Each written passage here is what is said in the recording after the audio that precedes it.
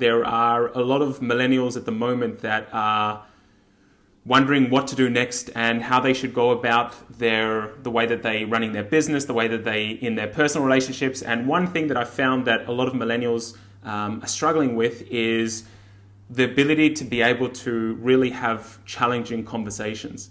And this is something that we've spoken about a lot in the past, and I'd love you to share some of your experience and wisdom with people who are finding it hard to, really be transparent with their team and really tell them exactly how they feel and what they're going through. Yeah, I think the first thing is to let people know that's perfectly natural and legitimate, and to show empathy. I don't think anyone enjoys these kinds of tough conversations, and being transparent is a nice buzzword, but it's difficult to live up to, particularly when it comes to having sensitive conversations or showing vulnerabilities. But the longer you wait, the tougher it becomes. It's like early discovery. If you have a condition or an illness, the sooner you find it, the easier it is to fix.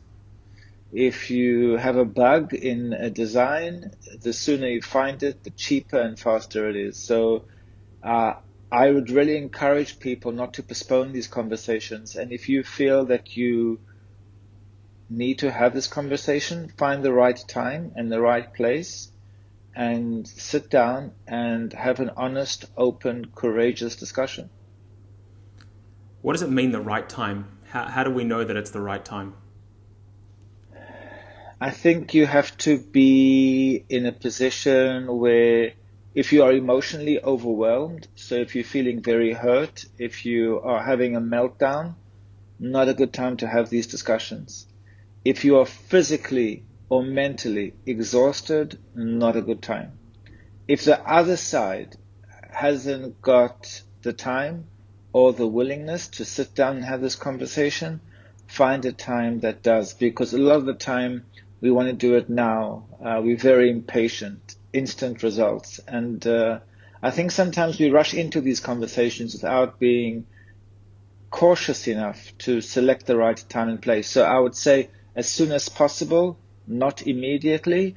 And just because you're ready to have a conversation doesn't mean the other side is. So just check in with them and say, I have something important I'd like to discuss with you. Is now a good time? And then just go from there.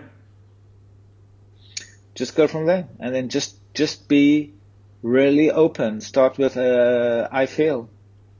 I'm feeling stressed. I'm feeling overwhelmed. I'm feeling that I'm not managing this stress or this situation very well, and I need your help, or therefore I haven't been able to. And ask for help. It's really a sign of strength when you can say to someone, I'm struggling, I need help.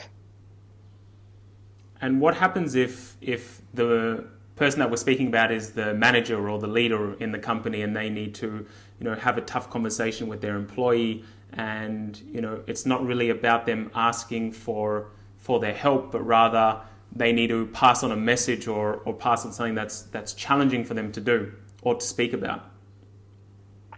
Listen, I manage people in my company, and even as a manager and the owner of the company, I'm constantly asking for people for help. With this corona, I say to them, we're going through tough times. I need your help. So I need you to accept a cut in your salary.